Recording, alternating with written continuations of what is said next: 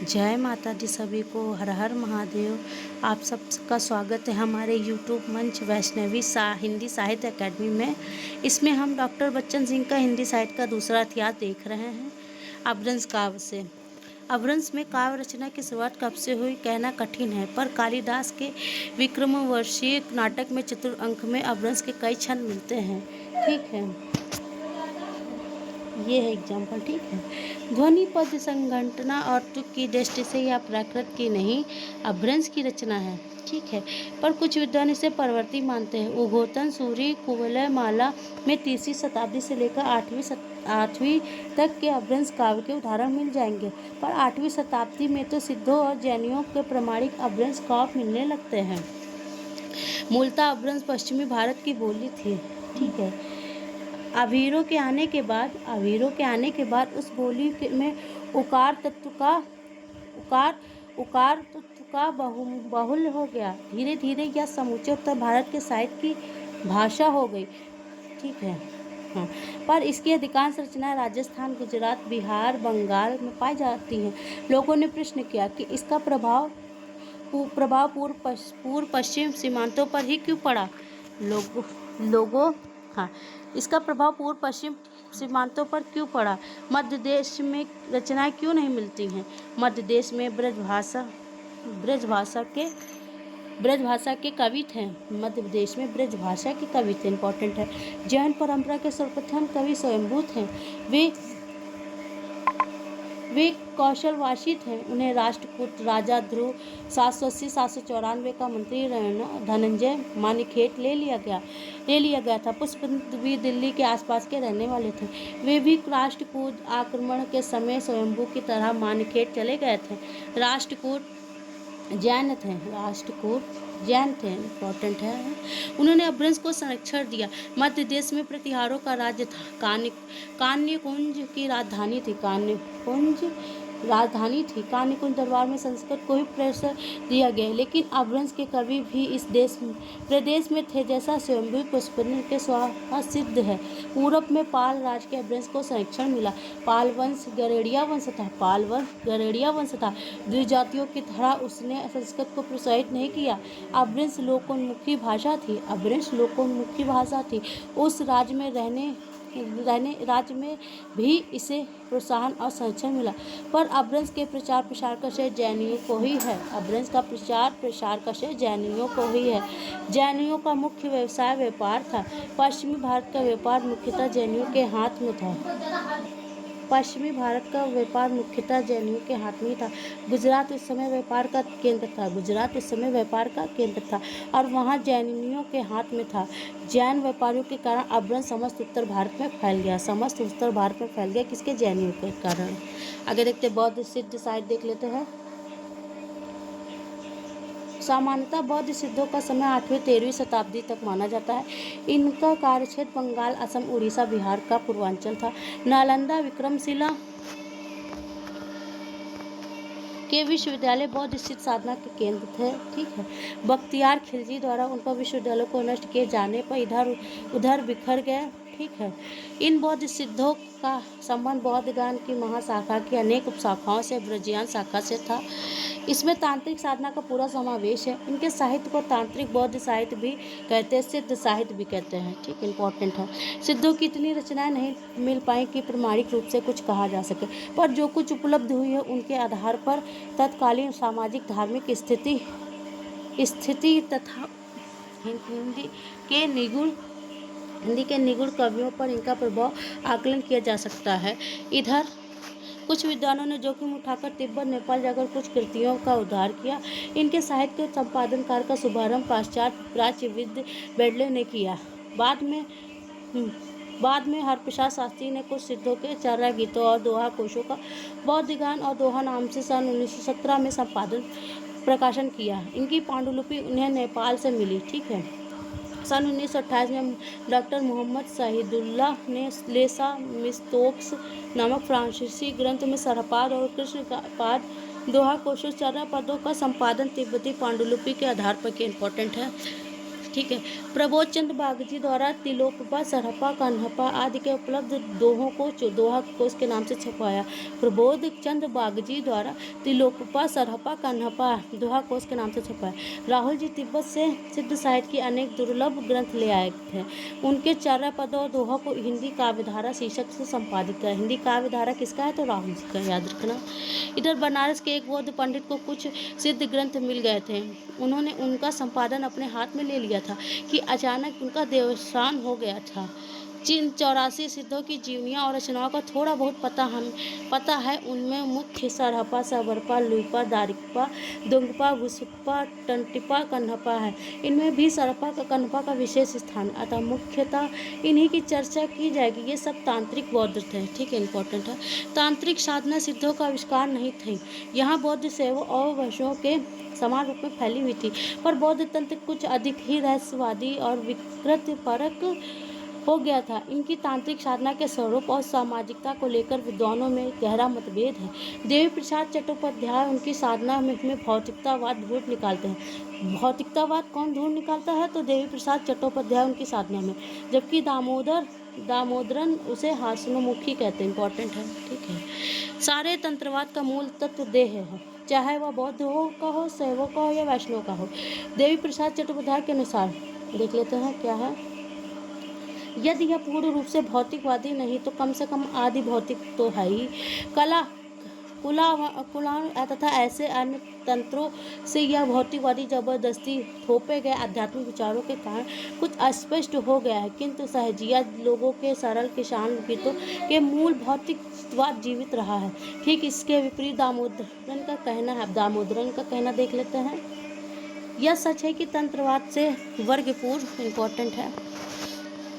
समाज के कृषि कबीलों की बहुत सी मान्यताओं और व्यवहारों को अपनाया तथा उन्हें आत्मसात कर लिया, किंतु यह दावा करना कि दोनों एक ही थे समूचे ऐतिहासिक संदर्भ को भूल जाना है। कारण यह है कि सामाजिक विकास की इन दोनों मंजिलों का अध्ययन, जो एक दूसरे से 2000 वर्षों के काल द्वारा विभाजित थी, यह स्पष्ट कर देता है कि सामंतवाद के अंदर विकसित तांत्रिक संप्रदायों का कृषि उत्पादन से अथवा देखा जाए तो प्राचीन भारत के दार्शनिक भौतिकवाद से कोई संबंध नहीं था। ये किसका है? दामोदरन का है, ठीक, इंपॉर्टेंट है। एक बार फिर से देख लो, पूछ सकते हैं स्टेटमेंट देख के किसका है किसका नहीं है।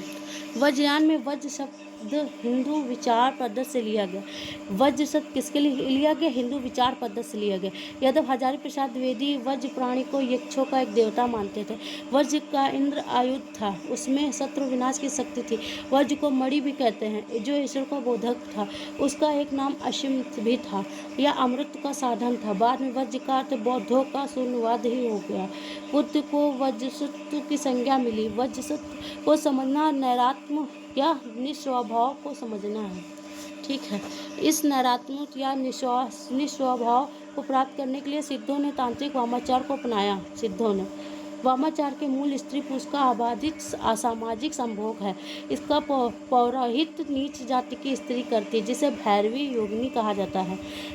प्राज्ञोपाय स्त्री पुरुष को पंचमकार मग मास मत्स्य मैथुन मुद्रा मग मास मत्स्य मैथुन मुद्रा उसके साधन है। साध्य है महासुखवाद, संभोग की चरम परिणति, जारूटवा मंत्र अविचार भी इसमें शामिल है। इन उपायों से सिद्धित्व प्राप्त हुई है। यह सिद्धि साधना जो चाहे कृष्ण अनुष्ठान से जुड़ी हो, चाहे कबीलाई जातियों की आदिम प्रथाओं से है, यह धर्म का विकारग्रस्त रूप है। यह इस सिद्धि से व्यक्ति का चाहे जो कल्याण हो, समाज का तो अकल्याण ही होता है। समाज और व्यक्ति का रुख यथार्थ से हटकर महासुख की ओर मोड़ देना है, ठीक है। आगे देखते हैं। पूरे तंत्रवाद पर टिप्पणी करते हुए दामोदरन लिखते हैं, देख लेते हैं एक बार फिर से इनका स्टेटमेंट। आदिम कबीले में जादू ने विज्ञान की भूमिका अदा की थी, यद्यपि निषेधात्मक ढंग से। उसका उदय प्राकृतिक घटनाओं के कारण न जाने पाने के फलस्वरूप हुआ था, किंतु मध्य युग में विज्ञान के मूलतः एक सामाजिक भूमिका अदा की। इसने सामाजिक घटनाक्रम के कारणों से अनभिज्ञ लोगों के विचारों और क्रियाकलापों में जड़ें जमा ली थी। अब यह विज्ञान को प्रतिस्थापित करने वाली चीज़ नहीं रह गई थी, उल्टे इसने विज्ञान की प्रगति के दरवाजा बंद कर दिया गया था। ग्राम समुदाय अगत्य के विरोध और आर्थिक पिछड़ेपन को और मजबूत बनाते हुए उसमें सामाजिक प्रगति को अवरुद्ध कर दिया।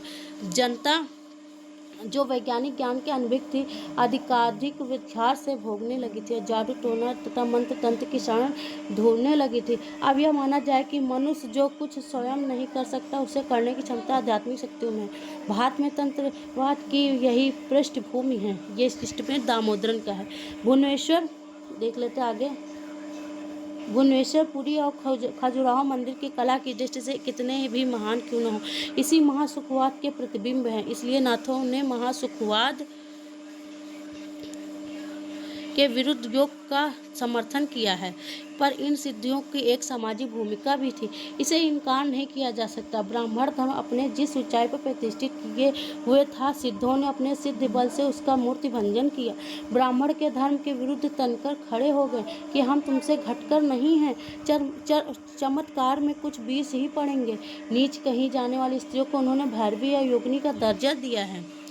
किंतु जहाँ तक सिद्ध जातिपात की प्रथा उच्च नीच का भेद, शास्त्र विजड़ित तत्ववाद और बारंबार का विरोध करते थे, वहाँ तक कि उनकी भूमिका निसंदेह प्रगतिशील है। वे अत्यंत तीखे और दो टूक ढंग से उनका खंडन करते थे। बाद में खंडन का यह स्वर कबीर भी जोर ढंग से प्रतिध्वनित हुआ है। जो कबीर में इन सिद्धों में सभी जाति के लोग थे। ब्राह्मण भी थे, क्षत्रिय भी थे, वैश्य भी थे, शूद्र भी थे।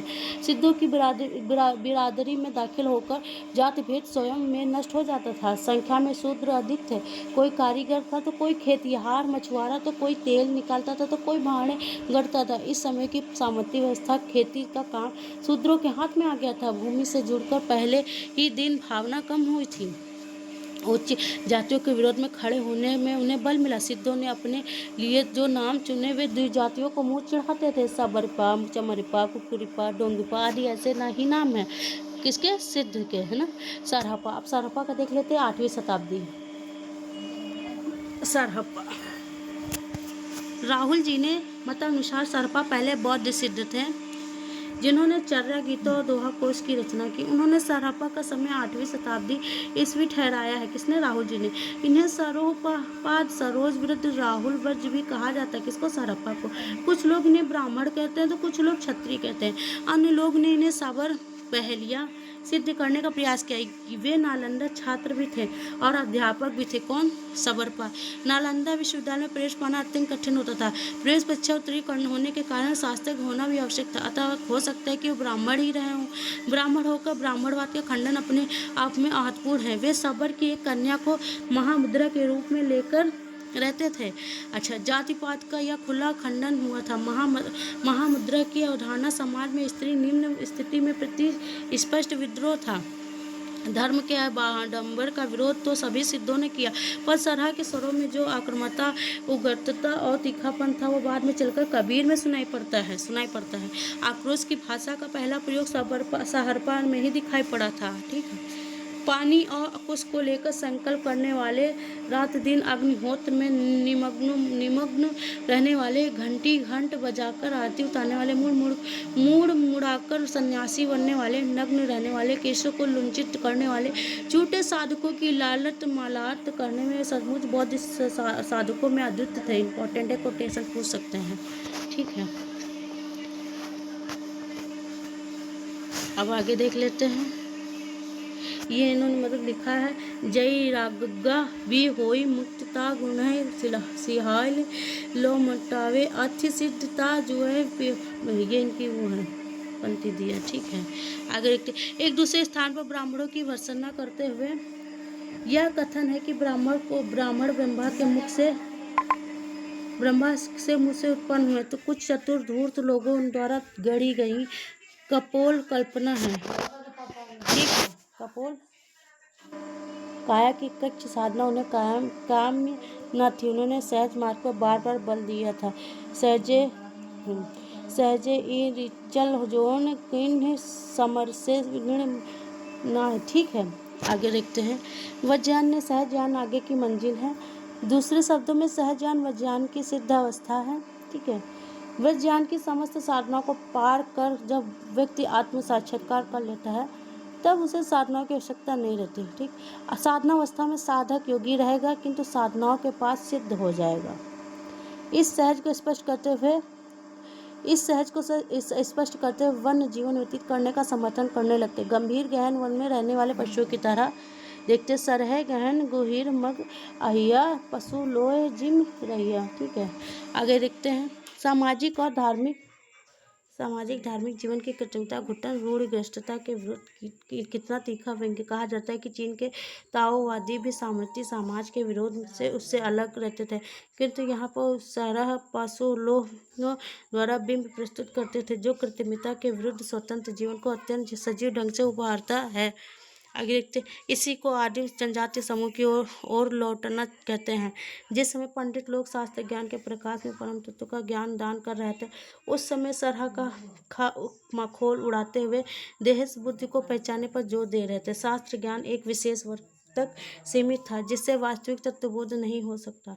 देहस बुद्धि की पहचान सहज मार्ग से ही हो सकती थी।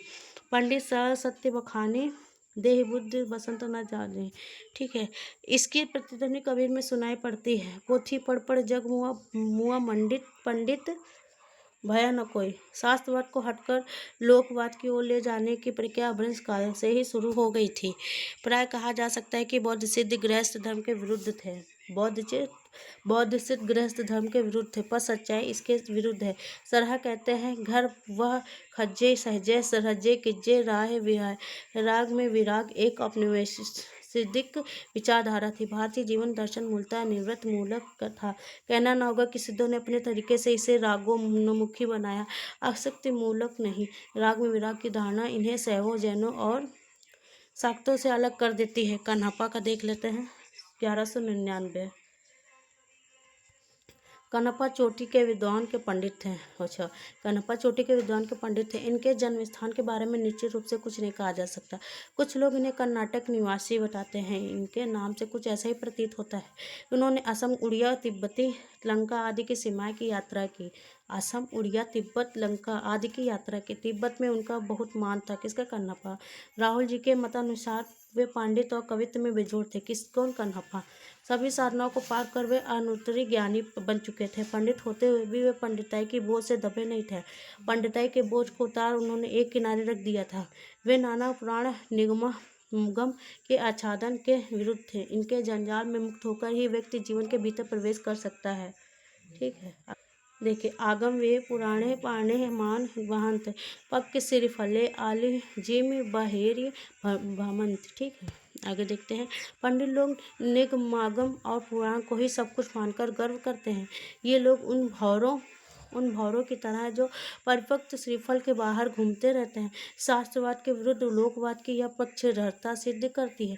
किंतु पंडित पुरोहित के विरुद्ध एक ऐसा वर्ग उभरा है जिसका पूर्ण वर्चस्व निगुण मार्गी भक्तों में दिखाई पड़ता है।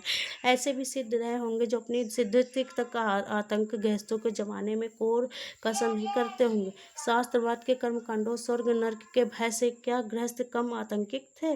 सिद्धों को विवाह प्रथा में अनास्था, किंतु गृहस्थ जीवन में आस्था थी। एक विचित्र विरोधाभास। कन्हप्पा लिखते हैं, जिम लोय विलजय पानी एहि तिम ग्रहणी लय चित समरस जाय तखन्ने जई पुण्य ते सम निंठ। है ना। आगे देखते हैं। जिस तरह पानी में नमक विलीन हो जाता है, उसी प्रकार गृहिणी में चित्र लगाकर सामरस को प्राप्त किया जा सकता है। डोम्बिका, विरूपा, कमरिपा आदि सिद्धों को स्वर इससे भिन्न नहीं है। ठीक है, आगे देखते हैं। चर्यापद, ये देखते हैं। दोहा कोश के साथ साथ बौद्ध सिद्धों के चर्यापदों की रचना की। एक प्रकार से गीत होते हैं जो सामान्यतः अनुष्ठानों के समय गाए जाते हैं। चर्यापद, इन गीतों के लेखक सिद्धाचार्य कहलाते हैं। कुछ चर्याकार योगेश्वर और कुछ अवधूत जिसके अज्ञान का प्रक्षालन हो चुका हो कहे जाते हैं। ठीक है, दोहों में मतों का खंडन मंडन होता है। तो चर्यापदों में सिद्धों की अनुभूति को रहस्य भावना। ये चर्याएं संध्या भाषा के दृष्टिकूट पदों में लिखी गई हैं जिनके दोहरे अर्थ होते हैं। ठेठंड के एक गीत का छाया अनुवाद देख लेते हैं। मेरी कुटिया सघन बस्ती के बीच, पर पड़ोसी नहीं पतीली में चावल, एक कण भी नहीं बचा, पर प्रेमी हमेशा दरवाजे पर दस्तक देते रहते हैं। जीवन का प्रवाह तेजी से बहता जाता है, पर पर क्या क्या एक बार दूह लिया गया दूध वापस थनों में लौट सकता है? गाय बाँझ खड़ी है पर एक बैल प्यासा है और वह दिन में 3 बार बाल्टी भर दूध देता है। हर रोज एक गीदड़ शेर से लड़कर ठेठर के इस गीत को विरले ही समझ सकते हैं। सही बात है। दोहा कोशों में चर्या गीतों की भाषा में अंतर है। दोहों की रचना परिनिष्ठिक अभ्रंश में हुई, तो चर्या पदों में अवहट में हुई है।